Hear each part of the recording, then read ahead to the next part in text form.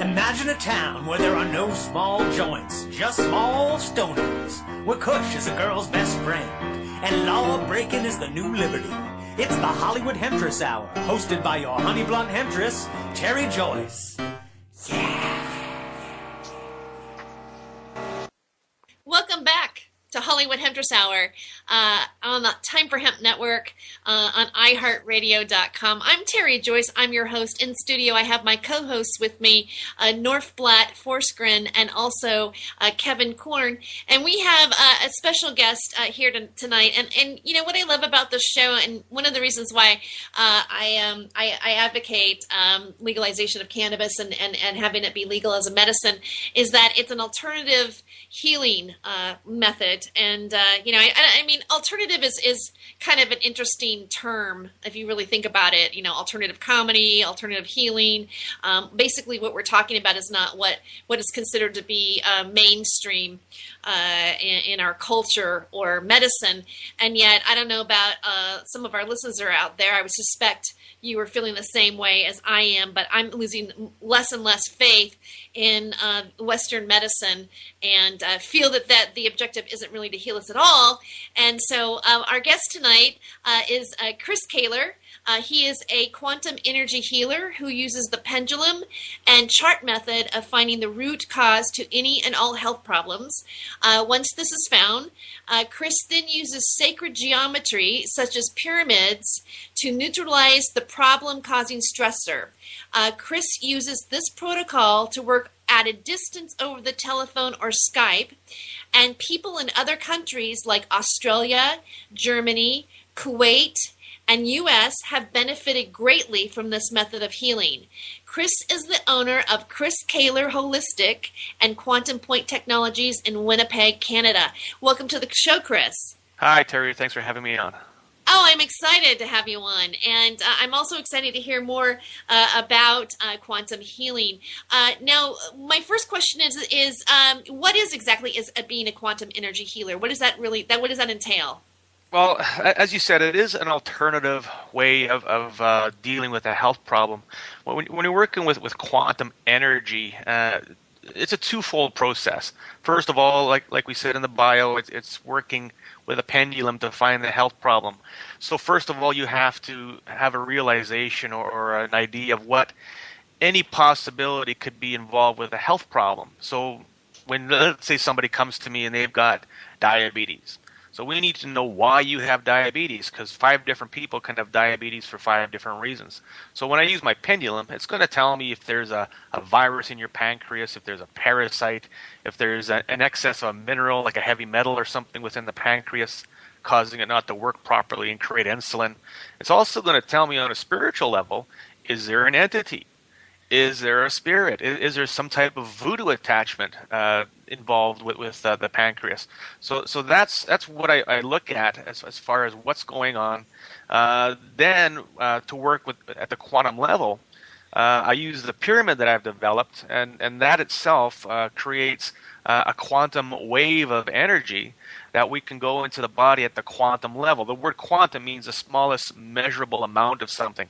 So the energy in your body or the light photons, the light particles are then manipulated because they do have a consciousness. And at the quantum level, the energy within, let's say, the pancreas is going to change, and we can neutralize any type of frequency that we find in the pancreas, like a virus, bacteria, whatever. We just neutralize it, and at the quantum level, it just disappears and vanishes. Then the health problem goes away. We did get a chance to see, one of the devices that you use, and the multi-layered triangular pyramid-looking frame to it with the crystals inside of it. I'm fascinated by the shape of the pyramid and what that might have symbolized over, like the ancient pyramids, and what is it about the triangle that seems to have such resonance to it and power? Well, the raw pyramid itself does contain a certain type of energy. Okay, so what a pyramid does, let's take the pyramids of Giza or any pyramid structure whatsoever. If it's created at the right angles and the right size, it's going to enhance an intent. Okay, the way the energy works within a pyramid is at the top of the pyramid, it starts off as positive ions, and as the energy flows down to the base of the pyramid, it turns to negative ions, which are good ions for your body, and those are the ions you get when you ground yourself to the earth. Okay, when you start taking pyramids and you start stacking them on top of each other, the way I've done, it creates another form of geometry. And if you look at the base of the pyramid, you can see the shape of the Star of David, which in its own way is an energy source. It's a way to capture energy. When you start adding crystals like quartz crystals, different sacred geometry and magnets, and all these different things, it creates this mechanism that connects straight to Christ energy. That when you intend it to do something, you tell a virus to leave the body. This, on a grand scale of quantum energy, will make it happen.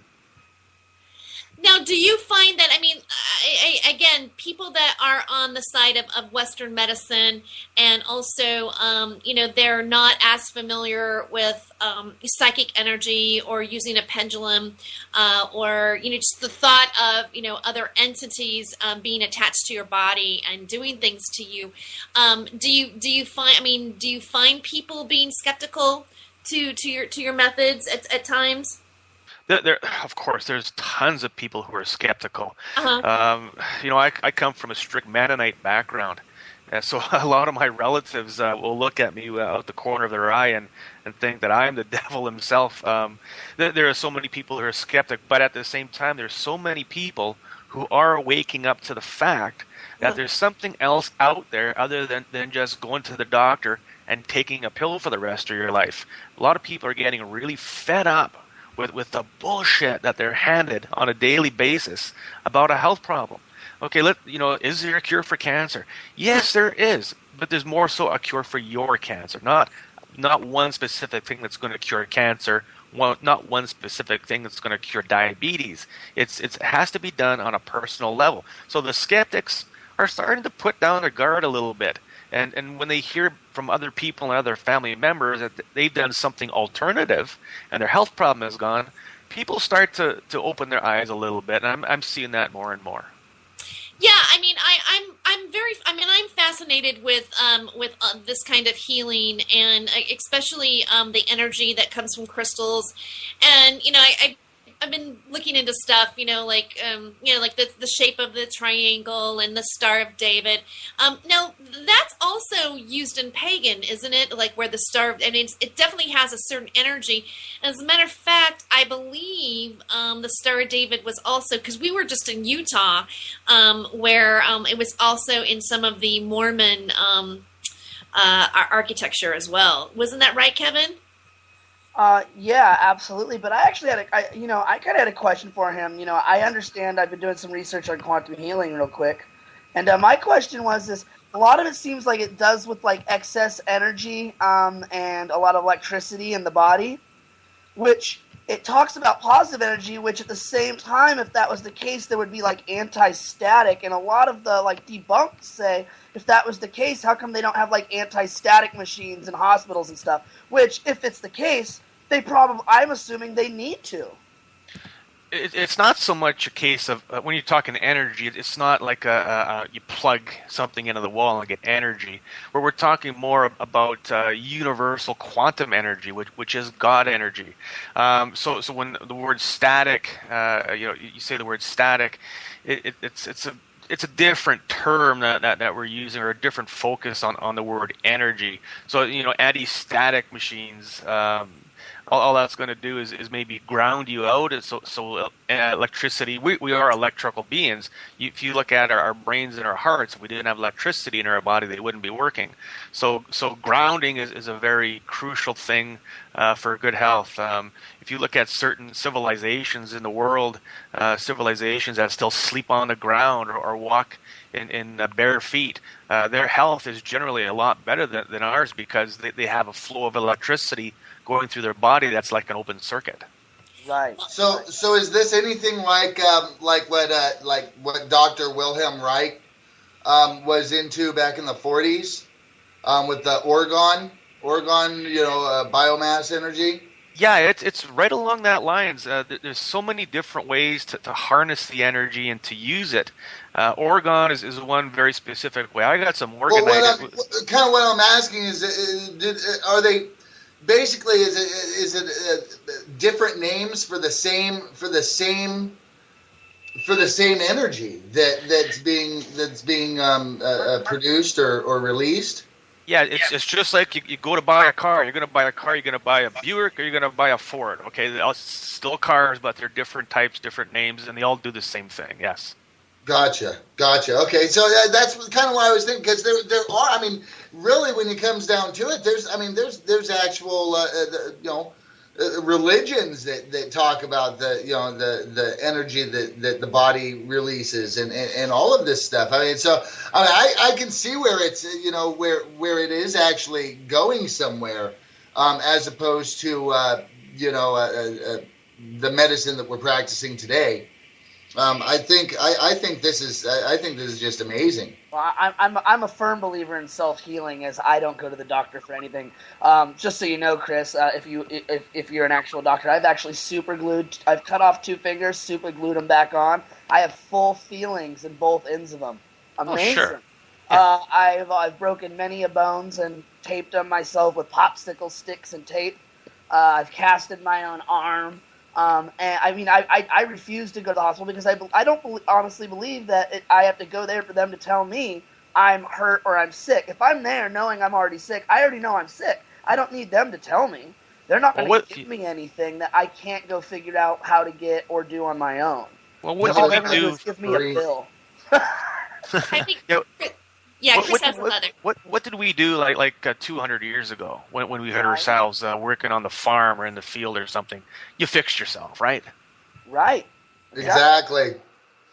And that power, and you're right, and that power can be harnessed, and I believe a lot of that is in the spiritual power. I agree with you 100%.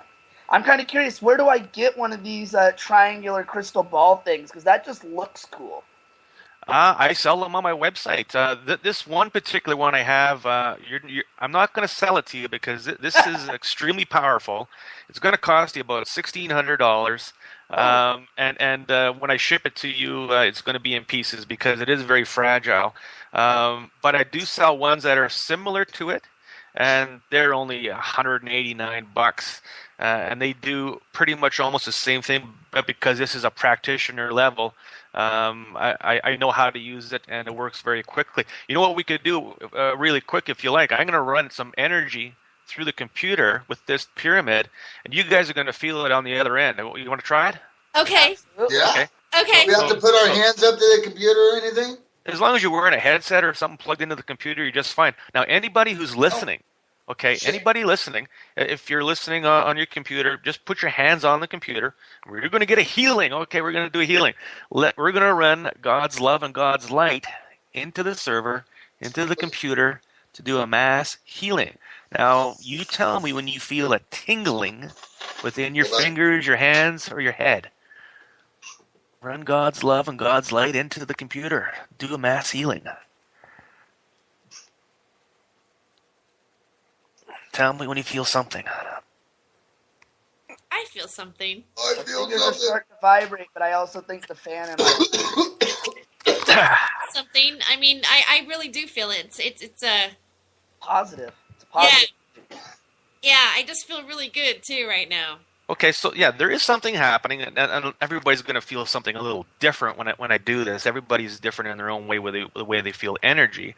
But whenever I do a radio show, I do this, and the comments that come up later on are incredible. Like I've done this for people, do a mass healing, and all of a sudden somebody says, "Hey, my arthritis went away. Hey, my tinnitus went away." It is an energy that works. This is what I do for a living, full time, 5 days a week, 10, 12 hours a day sometimes. And the proof is in the pudding. This stuff works. The more people are hearing about it, the more people are trying to find it and trying to use it. The beautiful thing about this is that it's only going to cost you $55 a session. Lots of people do energy type of healing, alternative type of stuff like this. They're going to charge you like $300, and then you got to buy all their supplements too. I keep it real simple. 1 hour treatment, $55, and it works. Wow, I mean, I really, I did really feel something, like just in my arms, sweating. Everything. Yeah, and it's nice to hear. Yeah, I just feel like speechless for a second. I'm like, wow, I don't know if I want to talk anymore. So, that's really nice.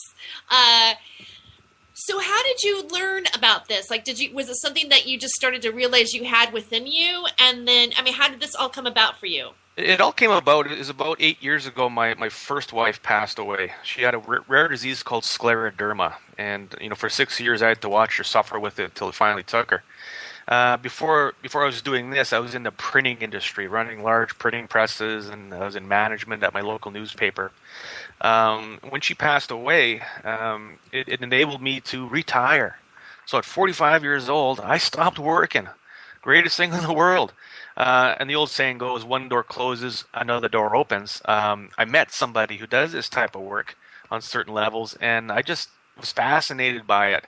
So I started looking around, taking some courses, and I met some other people in other provinces in Canada who do this, met the right people, and within 1 year, I found myself with people knocking on my door saying, "I hear you can do healing work," and it started to pick up, and I thought, you know what, I think I could probably make a business out of this and do a lot more good for people. So I've been in my current clinic now for 5 years, and it's nothing but fantastic results on a daily basis. So that's how I got into it, and I have realized that this is a gifted way of doing it. I realize that this is what I'm supposed to be doing with my entire life. Everything I've done before I've been doing this has led me up, has trained me, has prepared me to do this type of work. I feel that way too right now. I mean, it's weird when you start to review your life and you go, well, I came from here and I went to here and then this happened and then that happened and then now I'm at this point here. And it's something that it's exciting to tap into that, and then for me it's a motivator to keep going despite whatever obstacles I might feel in the process of that. And on that, we'll be right back with more Hollywood Hemptress Hour on the Time for Hemp Network.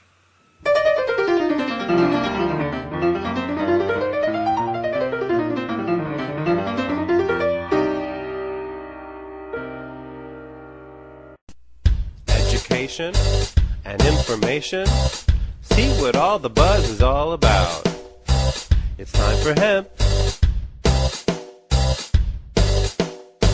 It's time for hemp. Hi, I'm Montel Williams. Most of you know me as a talk show host, but I'm also an author, actor, single father of 4, a fitness writer, avid snowboarder, and I'm also a medical marijuana patient. Like many of the million people who are living with multiple sclerosis, I'm in pain every single day. And sometimes my nerves are so raw that if you brushed up against me in an elevator, I'd scream. I can't sleep at night from the pain, and sometimes the spasms in my legs are so intense they will wake me up throughout the night. I've tried the strongest prescription medications available, and I'm going to tell you, they do not work. And in fact, they leave me in a stupor, and most of the time, it's impossible to even live your life. Now, I've tried medical marijuana, and I'm going to tell you something, it works. If you'd like more information about medical marijuana, you can contact the Marijuana Policy Project at mpp.org or call 1-877-JOIN-MPP.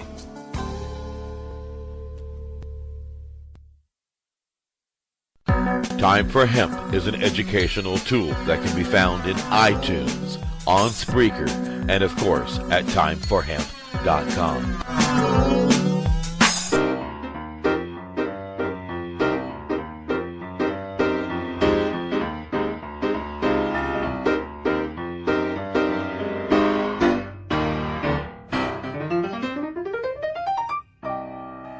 Welcome to Hollywood Hemptress Hour on the Time for Hemp Network on iHeartRadio. I'm Tere Joyce, your host. In studio, I have my co-hosts North Blatt Forsgren and Kevin Korn, and also special guest Chris Kaler, who does quantum healing. And one of the questions that was asked, North Blatt asked a question that I don't know if the listeners actually really got a good breakdown on it. But why? What is it? What is quantum about the healing? The quantum part of healing, of course, is we're working with quantum energy, and like I said before, the word quantum is describes the smallest measurable amount of something. So, at its core, the quantum energy is basically light particles or light photons, and that's what they're doing at that Large Hadron Collider in CERN, Switzerland. Is they're trying to create the God particle. They're trying to create the Big Bang, and that's the energy that we're working with: quantum point energy, the quantum particle. Exactly. Oh, cool. No, go on. Sorry. Yeah, and that's what God energy is. That's the complete root makeup of all our bodies is this quantum light energy. You're talking about the boson and Higgs, right? Boson Higgs, yes. Yeah, that's just awesome. That's wow. When I ran that energy for you, I ran boson Higgs particles through you. So they're spending billions of dollars on this collider, and I've got it sitting right here in my lap. I have a question. There's something that you tipped off to. I actually listened to some of, almost all of your interview with Roxy Lopez on the Truth Denied. I just love her show, and was listening to it. And you went into more detail. I'm very fascinated about having an entity attached to you that causes an illness. Yes. And so, or curses, or voodoo, and things like that. Could you go into a little bit more detail of that with our listeners? Yeah, when I do look for a health problem, there's always going to be a two-part to the problem. There's going to be a spiritual attachment. And you know what? Everybody's got some kind of spiritual attachment, whether it's somebody in your family who passed away and their energy or their soul or their being is still attached to your chakra system or your body. It could get into a darker form, which is more poltergeist, which are in German, poltergeist means ghost who makes noise. So when this spirit is in your body, he's actually trying to create havoc with your health and to make you not feel good, to give you pain. So what I do is I move these out. They're just energy. So you use energy against energy. You can just tell them to go into the light, tell them to leave your body, and 99 times out of 100 they do, and it really helps the process. When it comes to things like voodoo, a lot of people they hear the word voodoo, the first thing they think of is some Haitian sticking pins into a doll with your resemblance. It can get to that level, but voodoo for the most part is just a negative thought. Thoughts are energy. If let's say you got a breakup in a relationship and it goes kind of bad and there's bad feelings towards one another, when you keep thinking bad about that person because you're thinking about that person, the energy is going to go to them and it's going to be held within their body, and then it's going to create a health problem.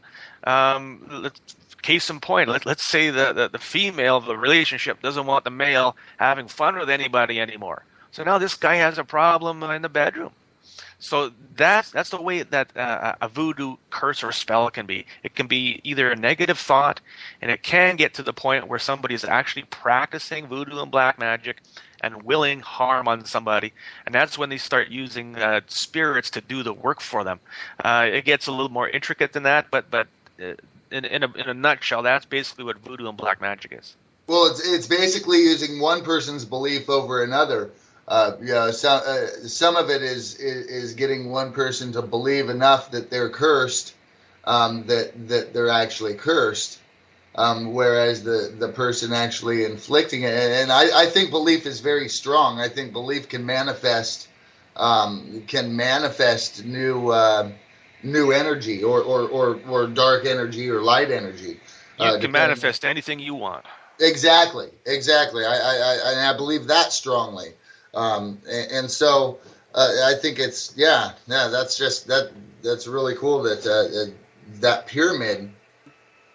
Gosh, I wish people could see. I wish people could see it when you turned it upside down for us. The symmetry and the perfect sacred geometry that was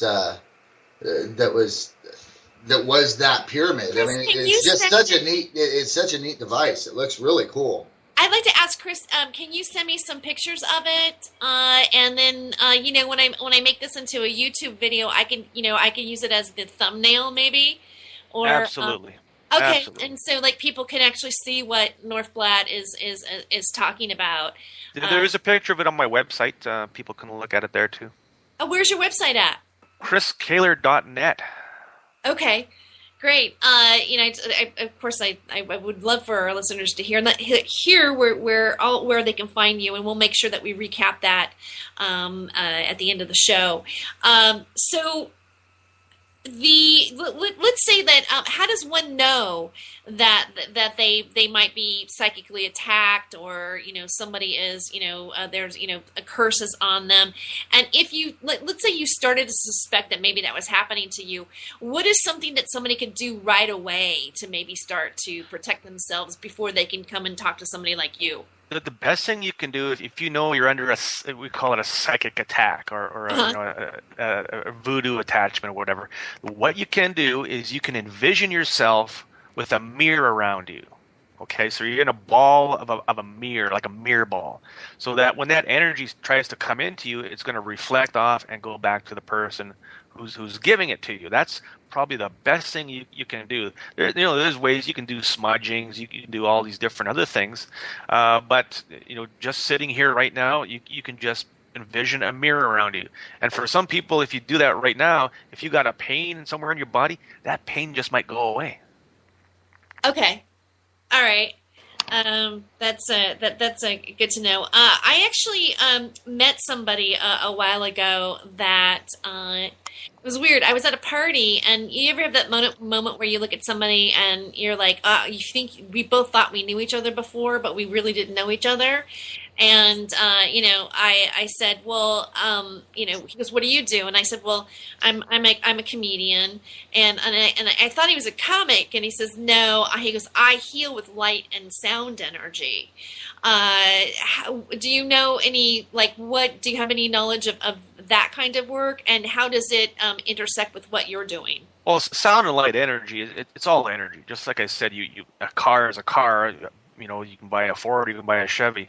There's so many different modalities and ways to do energy healing. There's Reiki, there's reflexology, there's EFT, elemental P, there's quantum touch. There's so many different ways. It's kind of like martial arts. Yeah, it's like martial arts. There's kung fu, there's karate, there's jitsu, taekwondo, all these different kinds. They're basically different ways of transporting the particles. There you go. Protons and electrons. Good way to put it. I'm actually a big believer in that, as I've met somebody who actually could literally move those protons or electrons, and it was the weirdest thing. He could physically move things, like by pushing without touching them. He would stop short of things, and everything would fall like dominoes. He could do it to people. He could do it to... it was one of the most amazing things I had ever seen in my entire life. And he did it through the transference of energy. And so that energy is definitely real, and it can be used. And it can be used for good just as well as bad. It's weird. Correct. Look at Chris Angel. Look what that guy can do.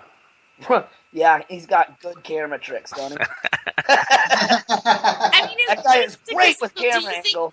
Do you think he's really doing stuff, Chris Angel, or is he mostly smoke and mirrors? No. If you look at the video of him walking through the plate glass window, tell me how he did that.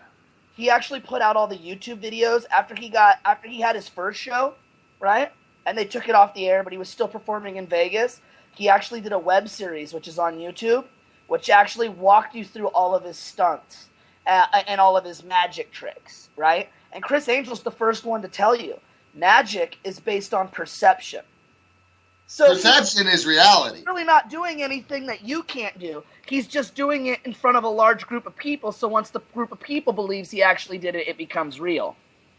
And he's very adamant that. But he sits you down, and it shows you in his YouTube series him sitting down with scientists, special effects artists, and them working out all the like scientific data of how to make his stuff work. It's actually really cool to watch. And how to make people believe. How they believe, and what angles it has to be filmed at, and how many people in the crowd actually worked for him. You know, when his first show, a lot of times when he did street tricks, and it would show him stop a group of people, right, and he would do the trick, almost everybody in the group was in on the trick except for the mark. It's almost like old school hustling, like 3-card Monty and stuff. Huh. I wanted to ask, that's fascinating about how, magician's tricks, and also like, the question of like what part of it is are they actually really doing a different kind of magic, or what you would consider to be magic? Well, David, what part of like, of reality are they bending that we think, makes you kind of curious about that kind of stuff. One thing that I did want to ask Chris was the use of the pendulum. Was that something that you just like? How did you start using the pendulum, and how as a source of information for you? Well, when I started doing this, I started doing what was called muscle testing, or applied kinesiology, where somebody holds, let's say, a herb against their chest, and then you press on the person's arm, and if the arm goes weak, you know that it's going to make a person weak. I started working with that, and then I bought a course to do pendulum work, and I just found that it was a much more efficient and accurate way to get an answer to the problem. It's taken me a good 6 years to get to where I am now with it, using it on a daily basis. And what it is when you're working with a pendulum is you're working with your spirit guides. Everybody's got a spirit guide of one way, shape, or form. And when you give the pendulum motion on a series of charts, the spirit guide itself is going to direct it to the correct answer. So the better your spirit guide, the more knowledgeable, the better, the clearer the answers you're going to get. All right, on that, we're going to be right back. We need to take a commercial break. We'll be right back with Chris Kaler and my guests, North Flat Forsgren and Kevin Korn. Stay tuned.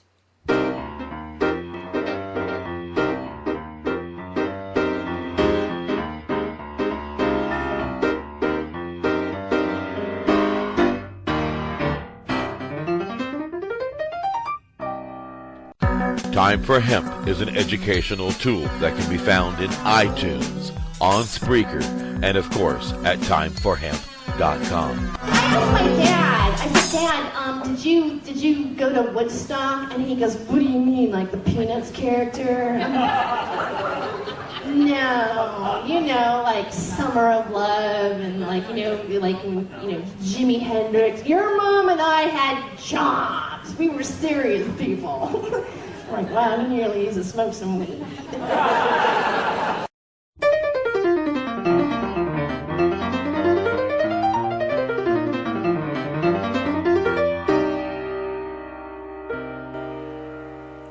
Welcome back to the show. This is Hollywood Hemptress Hour on the Time for Hemp Network. I'm Tere Joyce, your host. This is iHeartRadio, and in studio I have my guest, Chris Kaler, and my co-hosts, North Flat Forsgren and Kevin Korn. Thank you for staying in tune with us. It is now we're past the 1 a.m. mark, which I love that. And I wanted to ask a few more questions with Chris. One is like, what kind of ailments do most people have? Is there certain illnesses that you treat more often than others? Yeah, there's an array of commonality with health problems. Probably one of the biggest contributors to a health problem is parasites. One of the things I do in my clinic, I can't do it over Skype, of course, but I can do live blood analysis. If you take a drop of somebody's blood, put it in a dark field microscope, you can actually see little parasites within the blood. Parasites attribute to probably 50 to 75% of almost all health problems in the world. If every doctor had a live blood analysis microscope in their clinic, they would be able to see what the problem is, prescribe a parasite cleanse, and the problem goes away. A lot of skin issues, a lot of allergic problems, a lot of allergies are due to a parasite. So you know what? If you got bad health, do a parasite cleanse. Wow. I mean, I because you always think of allergies being caused by an allergen that's in your environment that you're hypersensitive to. I never thought of it as being a parasite. Yeah, you have to go down to the very root problem. So let's say you inhale pollen and you get a reaction.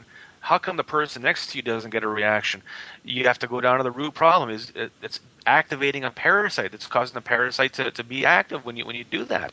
And when you eat a certain food, if you got a parasite in your gut, it's going to cause a parasite to be happy and be active and start eating the food. Another big problem that a lot of people don't realize, and I do a lot of treatment on, is Lyme disease. Lyme disease is probably the most misunderstood health issue out there. Lyme disease can mimic 250 different diseases and illnesses, depending on where the bacteria goes in your body. If it goes in your nervous system, well, there's MS. If it goes in your large intestine, there's Crohn's disease. If it goes in your brain, there's schizophrenia. It can cause all these different problems. And the thing with Lyme disease, it's very, very difficult to treat. What I do with Lyme disease is I use energy. You have to know what the bacteria is. There's about 14 different types of Borrelia bacteria involved with it. So when you know which one it is, you can move it out with energy, tell it to leave. Another way to get rid of it is by using liquid colloidal silver. Silver's silver's antibacterial, and it's going to kill the Lyme disease. So a lot of people will go to their doctor and say, I've got Lyme disease. I know it. I got bit by a wood tick, and I got this big bullseye rash. And the doctor will say, oh, it can't be Lyme disease. There's no such thing as Lyme disease in this area. But Lyme disease can be communicable. You can get it from a mosquito bite. You can get it a lot of different ways than just a wood tick. So that is definitely something I consider when I'm working with a health problem, especially if somebody has a lot of pain in their body, arthritis, fogginess in the head. This could very well be Lyme disease.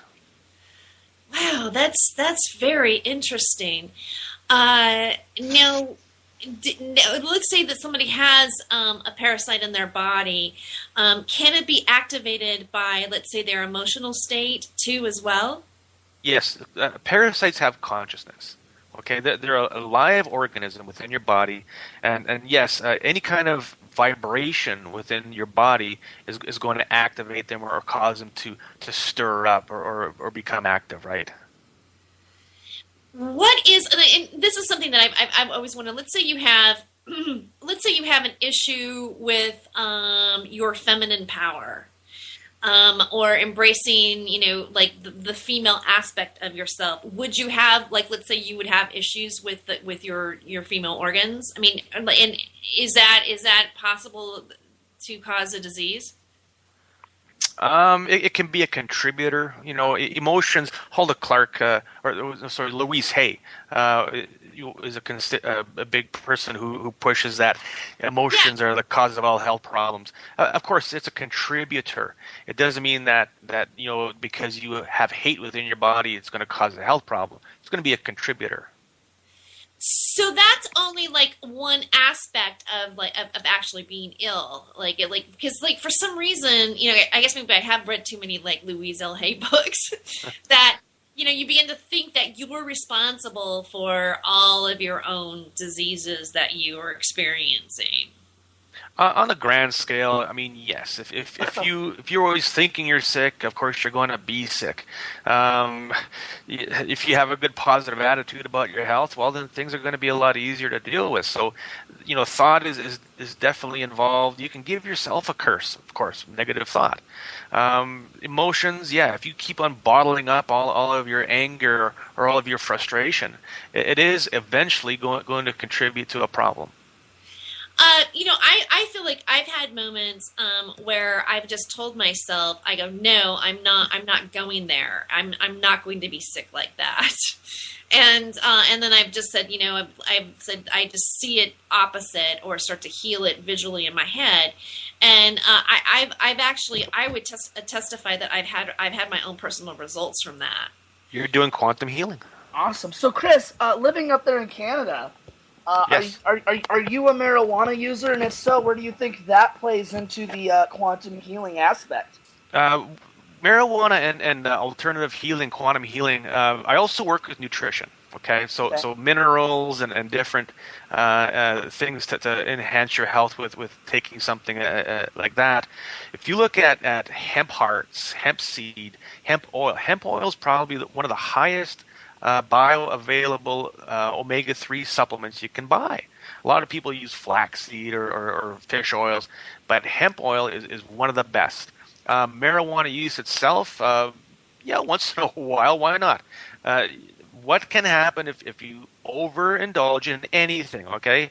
Anything, too much of a good thing is too much of a good thing. What too much marijuana can do is start to pull nutrients out of your body, just like anything else. So, you do have to watch how much you do, guys. It's definitely not a bad thing to do, but you got to watch how much. So that's one aspect. But the nutritional value of hemp and marijuana is really huge. Do the research on it. Look on the internet. There's lots of good things you can do with the hemp seed, the hemp oil, to help your health. Wow. Well, thank you for sharing that with us and making that connection for our listeners. Because, don't you feel this way? I do. That there's so many different ways to get well or to even stay well. Well, Northlights gave me a great idea. Is there a way we can come up with a quantum hemp seed? Quantum hemp seed? We put all our energy and focus all our energy into a marijuana seed so we can smoke better pot that'll give us quantum energy. Okay, the answer to that is yes. Because we can manifest it, right? Well, what you can do, I sell a whole bunch of different types of energy tools. When you take these tools and you apply them to growing plants or whatever, it's going to add quantum energy to whatever you're growing. So the answer is yes. I add lots of quantum energy to water. Okay, if you take water and charge it with quantum energy, you drink the water, it'll go into your body and do things at the quantum level of the water. So yeah, the answer is yes. Can you charge air? Can you charge quantumly charged oxygen? Yes. And then anything can be charged. Anything could be charged. Really? Your food. I mean, imagine you can do your food too as well that you're going to intake. Of course. When you say a prayer, when you're sitting and you're going to say a prayer over your food, okay, you're saying grace. What are you doing?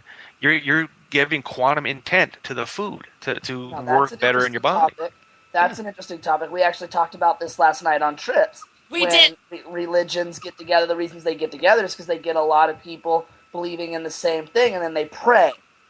Right? That's the idea. Is that mass power gathering for the same cause. So the combined consciousness. It's a blind exactly. It's a manifestation. Correct. Correct. Yeah, that brings that. I see now where religion fits into what it is you do. Well, it's be careful. It's not so much religion. I do not believe in religion whatsoever. It's all spiritualism. Religion is man-made. There are some good religions out there that have good intent, but for the most part, most man-made religions are just cultish. Yes, I would agree with you as well. And sometimes I feel that we confused being like what we consider like the term. These are all just words, but being spiritual and also like and a religion. And sometimes they think they're the same thing, and yet they're not. I mean, that's what I feel that's out there. Well, playing the devil's advocate, I mean, you can't. They aren't any less real. However, is kind of what what I'd be getting at is that even though they are cultish, and the majority of them I think are under under the opposite control of what they preach. I think that that doesn't make it any less real. I think that many people believing in one thing, has the power to move mountains. Whether it's for good, whether it's for bad, whether it's for whether they're just ignorant and don't even realize it. I think that harnessing that much energy in one place, in one mass, so to speak, is part of I don't know the ultimate answer as to how to harness our own energy. I think that the multitude of religions probably got broken up a long time ago, and at that time they knew how to do all this. They knew about the power that our bodies can create and the things that we can do that we've forgotten over the years. Yes, and that I believe is going to lead us to what we're like. I'd like to talk about after the break, as well. After our next commercial break, that's going to come up here in a minute. One of the things that how have we lost that knowledge? It's good that that Chris has something different to offer people, or maybe like Chris, do you feel that this is ancient healing? Oh, 100%. This is the raw form of healing. This is being done way before there's any kind of pharmaceutical drugs. People like me back in the 1600s, they used to burn as witches. But this type of thing, like you go back to King Arthur times, Merlin the magician, and all these different alchemists were around, and people working with energy to conjure things, to make things happen, to do healing with. Okay, the biggest healer known to man is Christ. So it was done a long time ago. One of the things that happened recently, I'm just going to go ahead and share it. I like a couple of weeks ago or so, the word hermetic seal came up in my dream, like right before you wake up. And, a couple times, like I think I woke up and went back to sleep, and I woke up and went back to sleep again. And then I Googled it on the internet. Finally, I go hermetic seal, and it's a geometry symbol, and it symbolizes, I believe, alchemy or the transformation. Do you have knowledge about that particular symbol, Chris? Not that particular symbol. There's so many different symbols that can come forward when you're doing this type of thing. The one that really comes to my mind is the flower of life. That is a big one for me. When you talk about the hermetic seal in Winnipeg, our legislative building is completely full of called the Hermetic Code, and all these different ancient symbolisms and all these different designs, and all these different rooms are completely done to specific cubic feet and all kinds of different hermetic type codes within it. So sacred geometry is all around us. A circle is sacred geometry. A square is sacred geometry. You add dimension to it, make a cube, that's sacred geometry. So it's everywhere and anywhere. Wonderful. Well, Chris, you know what? We have to take another commercial break, but we'll be right back for more Hollywood Hemptress Hour. And my guest, Chris Kaler, and also North Platte, Foursquare, and Kevin Korn will be right back after the break.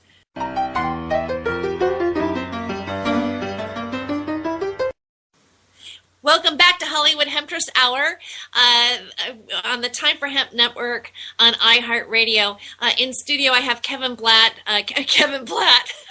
North Platte, Foursquare, and Kevin Korn, and Chris Kaler as our special guest. And so this is the part of the show, I always call it Freedom of Joyce. It's Freedom of Joyce time, which means that we have the freedom to express ourselves and talk about anything. And right now, I find that the Obamacare, our health insurance situation here is a very, very hot topic right now, especially since that our government shut itself down because they weren't happy with it or couldn't decide any decisions, and now people are trying to sign up for it, and they're having issues with it on the internet, and hardly anybody signing for it. I mean, it just goes on. And one of the things is I want to read a post from the Huffington Post that Robbie Jeanette wrote. Robbie Jeanette is actually a musician that wrote the theme song for Hollywood Hemptress Hour, and also was on my first week co-hosting here. And the title of it is why was your health insurance plan canceled and not upgraded? So I'm going to just read like a couple paragraphs here. I think that at that point we can pop off into everybody's opinion. But apparently, people's health plans got canceled during this transition, and they were angry about it. So here's Robbie Jeanette's post on the subject matter. So you got a letter from your insurance company saying your plan is being discontinued, and you're mad at President Obama for telling you that if you liked your plan, you could keep your plan because here you are losing that very plan you liked. Plus, your sticker shock at the high price to replace it has somehow not been assuaged by the subsidies that may drop the actual cost quite dramatically. Regardless of your general disposition toward the president, let's not make sure your anger isn't just a little bit misguided. You do realize that as part of the Affordable Care Act, ACA, a new set of rules were instituted to protect patients and provide a basic floor for included services. It's a patient's Bill of Rights, and it helps people in a myriad of ways, including ceasing to exclude those with pre-existing conditions, ending lifetime limits on coverage, and covering preventative care for men, women, and children, the latter whom can now stay on their parents' insurance until they turn 26. These rules form a more compassionate foundation for our healthcare system and are designed to create a stronger framework for how we handle our individual and collective well-being. Many of these new rules are also not included in your old plan if it was designed before the ACA went into effect on March 23, 2010, is now considered grandfathered. So, of course, the healthcare companies had to discontinue your current plan to offer brand new ones that include the more generous benefits. Or did they? Could they have just upgraded your current plan with the new rules and giving you a more robust version of your own plan? That way, you would technically be keeping your plan and benefiting from the new ACA rules. You would think insurance companies would be thrilled with all the new business, but instead they took the route of mass cancellations that made it seem as if the president was reneging on his earlier promises. Perhaps this is just an issue of semantics, but the important part is that people feel like their plans are being taken away, and that plays into a certain narrative. It certainly seems like the insurance industry could have chosen to keep the plan names and upgrade them all, but did not. Adding insult to injury, possibly literally, those of us with grandfather plans are getting letters referring to this nugget from the HHS website. Okay, I'm going to stop there. But that's basically kind of like what happened to people. And my question is like, well, if your plan is canceled, what if you have to go to the hospital in between the time that the new plan is implemented? Has anybody wondered about that? What do you guys think about that? Let me tell you a quick story. I've got a client in California. She's got a tumor on her chest the size of a softball. She cannot go to the hospital and get it removed because she does not have insurance. There's no way that she can get... I'm working with her. We're working really hard on it. My thought is, why can't everybody just be able to go to the hospital and get a problem taken care of? Right.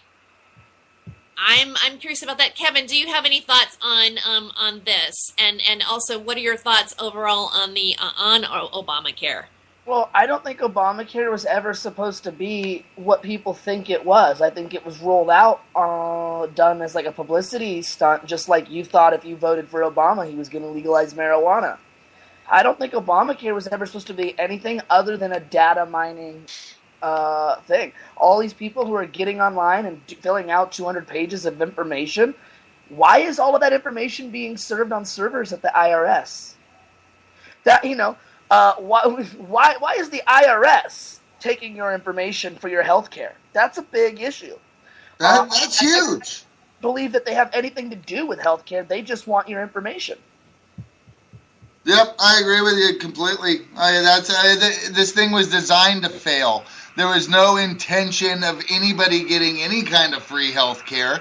In fact, so far, there's more people that have lost their health care due to not only price increase or their employers lowering the amount of hours they get, so they can't, they no longer get the health care. I mean, it's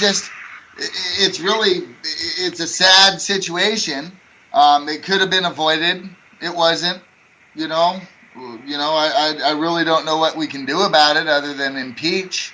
I've been preaching impeach for a long time. Impeach. In fact, I think that might just be my shameless plug tonight. Because you can't just impeach one. You got to impeach them all. Not only should they be impeached, but they should be charged with actual war crimes. That this is how I feel about, instinctively, this is how I'm feeling about Obamacare. I haven't even gone to a website yet to fill out my paperwork because I feel reticent for some reason, and I feel I have to check out a bunch of boxes and go through all this stuff, and I'm like, I lived most of my adult life not having any insurance. I hardly ever go to the doctor, and you know what? I'm not very sick very often, and I don't know. My feeling is that I'm afraid to go to them because I think that if I go, then I'm going to start getting sick. And literally, I took care of a senior citizen, and once we took her to the hospital, she was never the same, just never the same. And what she was diagnosed with wasn't that big of a deal, and it was one of their procedures that they gave her that that made her somehow her bowel got perforated in it. It was a colonoscopy, and she went septic, and the whole thing was just to walk through that with her and to see the hospital really not have a sense of compassion for the patient whatsoever. But I simply got phone calls constantly about what they wouldn't even take the time to tell me why they needed to do the procedure to her. They would just talk to me we just need you to verify this thing for our insurance reasons, so this paperwork can go to this person, and then the doctor can do it, and then they can legally do what we think treatment that she needs to really have right now. They would even talk to me and say, hey, your friend is, this and this and this. And, because I was her DPOA, I became her DPOA. It meant that I made all of her medical decisions for her, as if she was my mom or a relative, although she wasn't really a blood relative for me. And they didn't even know that half the time. They literally thought that they were talking to, I was her daughter. And I feel completely appalled by the way they talk to me, how they just basically go, hey, she needs this. Can you sign here, or can you verify this? Can you say this again from the in front of the other nurse so we have proof here? And it's all about legalities and paperwork. And that's where I feel with Obamacare, I'm not going to get anything different. As Chris was saying, why can't we just go to the hospital and be treated? Why is it this big money making business going on? Why are we being treated like we're doing just regular car insurance? If you look at a Canadian perspective of Obamacare, okay, if I need to go to the hospital, I just go to the hospital, show them my card, and you're in. You get whatever treatment you needed. If it's a open heart surgery, you get it. You don't pay for it. How long do you wait for it, though? Of course, there's a wait. Yes, there's waits. No, to see a specialist, sometimes you're looking at a year and a half. Okay, really? That's what I'm talking about. Yeah, there's wait times, but the whole healthcare system in itself is just, doctors aren't at fault. It's the healthcare system that's at fault. And when it comes down to insurance companies don't make money if they pay out. Okay, so they're going to find any way possible not to pay out. So they're going to make it difficult to pay out. People aren't even going to bother getting involved or getting on the boat with it. So that's what they're doing. They're just making it really, really hard for people to access health insurance and health care. Right, but this is the conversation we need to have here in America, because everybody seems to think in America they want a universal or single-payer healthcare system. What the issue is all these people who think that and vote that way or want that to be, they've never left this country. They've never been to a country that has a single. They see it on TV. It's glamorized, yada, yada, yada. So being in Canada, please explain to our viewers and our listeners how, like, if you have simple issues, it's great because you're taken care of. But if you get cancer or you get heart conditions, if you get something serious, you got to wait in line for years, right? Exactly. Yeah. See, I've said this before. Going. But wait, Chris, what happened? U.S. and they spend money, right? I'm sorry, interrupted. What did you say, Kevin? The people who have to wait in line for years, they don't wait in line for years. They end up coming to the U.S. and end up having to pay for it anyways. Is that true, Chris? Quite often, yes. To get out of the line, you end up paying for it. So now you have to look at a two-tier healthcare system. People who pay for it or people who wait on the bus for that specialist to open up. Where's the best healthcare system in the world? Cuba. Cuba. Absolutely correct. Yeah. Why? Because they do it right. Yeah, Cuba actually does it bullshit. right. And there's no such thing as illiteracy in Cuba. There's not a single person born of Cuban descent who does not know how to read in at least 2 different languages. Fact. They don't need Obamacare. Yeah, illiteracy is not a disease either. They proved it. It's just laziness. So what is their how is their healthcare different? I mean, what are they doing differently than say Canada or America or any other part of the world? They're not in it for the money. It's free. Do you know a lot of people, if you live in Florida and you have health issues, most of them go to Cuba. A lot of old people, that's why it's a retirement place, because a lot of them, if you have money, will retire in Florida to get health care out of Cuba. Oh, I know a lot of people will go down to South America to get their teeth done or to get... Mexico even. I know people go to Mexico to get their teeth done because... I know a friend that's doing that right now. Yeah, because dentures here will cost you $2,000 to $3,000. You can go to Mexico and get them for $700 to $800. Yeah, or even less sometimes. Even less, and it's just the same quality of work. Yep. Yeah, and that's the issue. But you know what I think Obamacare will do? Is it's going to get a lot of people that sign up. But what it's also going to do is it's going to turn the tables on all of these healthcare, like these institutions, all these hospitals, these doctors, these private practices.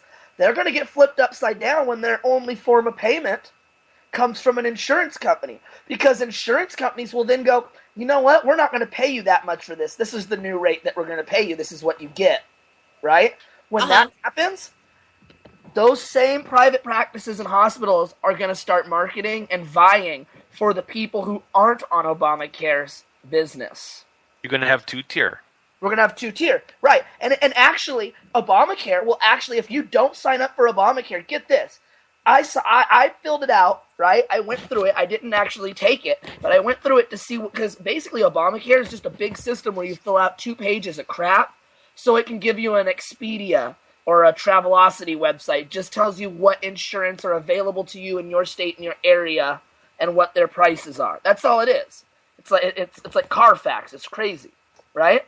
So I read it and I'm looking at it, and all of them are like 110, 115, 110, 100 a month, right? Yet, if I don't take Obamacare, every year when I do my taxes, I'm going to get fined $95. You know what? I'll pay my $95 at the end of the year rather than paying $110 every month. Yep. For something I'm not going to use. Because when I end up going to the hospital, whether I'm on Obamacare paying $110 for that crap made-up insurance or not, when I go to the hospital or I go to the doctors, guess what? I'm still going to get left with what they call a leftover bill. If I would have gone in there in the 2-tier system without Obamacare, and I would have gotten treated, I would get left with that same bill. Yeah, All right, you we'll be know, right back on that. We got to take a commercial. $110 a month. We got to take a commercial break. We'll be right back. We'll be right back. Welcome to Hollywood Hemptress Hour. We only have about 3 minutes left for the show, and for me, like the moral. I mean, I don't know if there's like a moral, but the silver lining of this, and this is why I like doing this show and being on the Time for Hemp network and being involved with the cannabis hemp plant, is that this is the shining light, or one of the shining aspects of a new type of healthcare, possibly. A new way that, with this other craziness that's going on in the world about this and the insurance, let them just do what they're going to do. We now know that there are other options. And, for example, Chris Kaler and his method of healing, which he's also offering and giving his knowledge on the show. And so I feel that we have that there's hope. There's hope, and there's something that good about it. And I want to give our guests a moment to let our listeners and our viewers know where they can find him. Yeah, my website is chriskaler.net, and it's spelled ChrisKehler.net. You want to go on chriskaler.net. There's a lot of us. I do have a lot of videos on YouTube if you're interested in my work to see how it's done, because you can't explain this over the internet. You got to go and look at it. Lots of my philosophies are talked about, and there's demonstrations on the work I do. So just go on YouTube, do a search on my name, and you'll get my videos. Anyway, back to what are our closing thoughts on everything? I always like to let everybody. Again, Chris already did his shameless plug, but you know what? I like to hear your final thought, and then I like to do a final thought and a shameless plug on everything that we have going on, because take control of your own health. Yes. Don't let the government make you healthy. Research what you can do alternatively for your health and take care of yourself. My final thoughts today are, first of all, I want to thank everybody for being here, and I want to thank my guests, Chris, Kaler, and Northblatt, and Kevin, for being on the show. But most importantly, is that I feel like I have a new faith in what I already instinctively knew was the truth, that we can heal our own bodies. There are ancient healing methods, positive energy, bringing love, light in your heart, and putting positive intent and using tools to put positive intent on water and food is where it's at. And it's not this selfish, greedy healthcare system that has nothing to do with any of it. And so thank you so much for listening, and we will see you next week.